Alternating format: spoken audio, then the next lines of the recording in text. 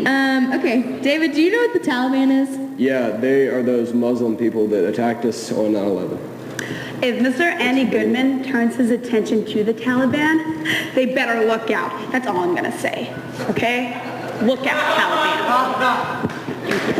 Okay, well, do you think that the teenagers of the Taliban go to youth camp? I mean, like... Look around. Fundamental... Not our youth camp, David. Oh. Like, those people that are in fundamentalist Islamic groups, like, do they go to camp in the summer? To learn about being a fundamentalist Islamic person? Say it again. What? Fundamentalist Islamic. Oh, I got it. I got it. You should be in a spelling bee or something. Oh, I usually am. Okay. Usually am.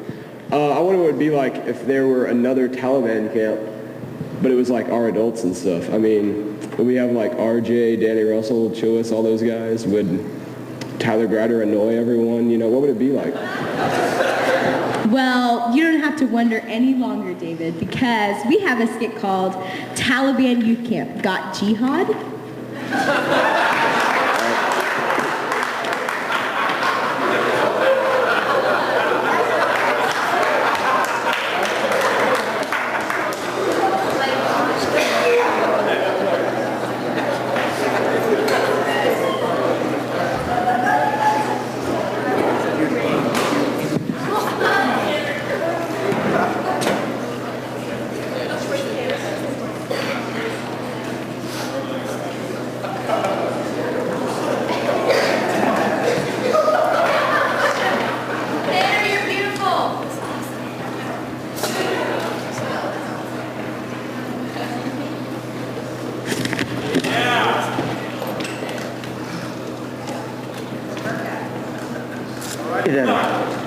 So we can get some light over here. Chair right there. All right, score. I want to welcome all of you to our parent youth meeting for this year's... I want to welcome all of you to our parent youth meeting for this year's Taliban camp. Yeah! We have prepared a packet of information for each of you that has your name on it. Please be sure you've signed your health forms. Everyone needs a new health form every year. In your packet is a list of things to bring to Taliban camp. I just want to highlight one thing. Parents, please, if you would, please be sure your child has their rifle when they leave home Monday morning. I just do not understand why some of these kids come to Taliban camp without the rifle. It just baffles me. Parents, if you would, help us with that. As you probably know, every year, we split our teenagers into different sleeper cell groups for the week. We do this so that they can get to know some of the youth they may not have met before.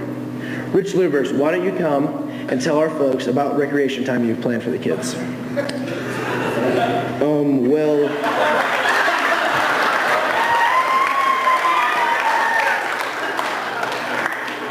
You know, we got some great stuff planned for the kids this year. We have some new events and some old events.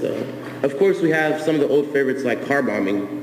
I know, I love that one. But this year we've added some new games, and I don't know about you, but I'm really excited about them. One of the games is called Subway Terrorism. I think it's going to be a huge hit, yeah. I don't know about you, but I'm really excited about that.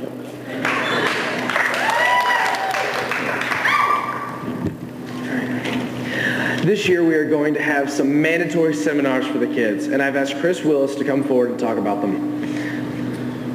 We're offering 3 seminars this year. Your child will be expected to attend 1 on Tuesday and 1 on Wednesday. The 3 seminars are How to Fly a 747, taught by Phil Daniel.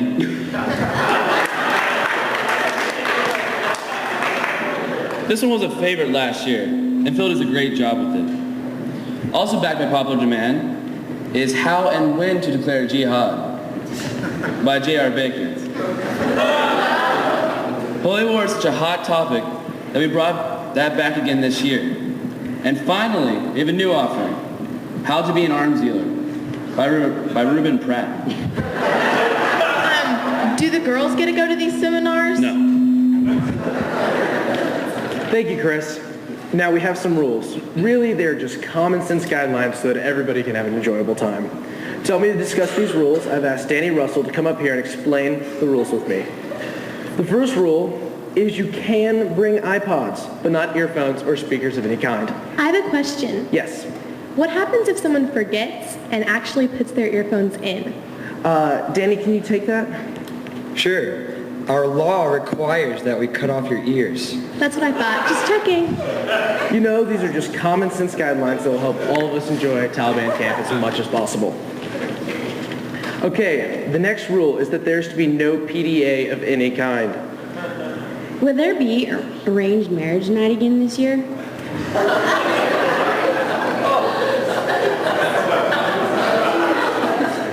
Yes, as always, we will have arranged marriage night on Wednesday, but that's not what I'm talking about. I'm talking about public displays of affection. Danny, what is the punishment for PDA?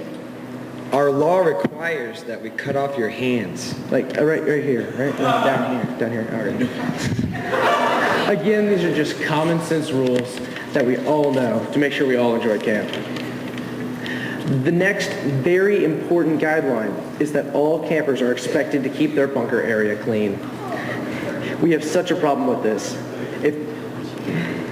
If they do not keep their bunkers clean, then the law requires that they be flogged at Morning Madness the next day. You know, these are really just common sense. I'm not even sure why we have to write them down. We all know to do this stuff. The next common sense rule I need to talk about is that your child is expected to participate in all scheduled activities. You just cannot get all that you are supposed to get out of Taliban camp if you're not involved. And if you don't get involved, again, there are consequences. Yeah, if you do not participate fully, then our law requires you to be executed. Oh, I have a question. What form of execution are you talking about? The same as last year. Oh, beheading with a table saw? Yeah, that's right. All right, thank you.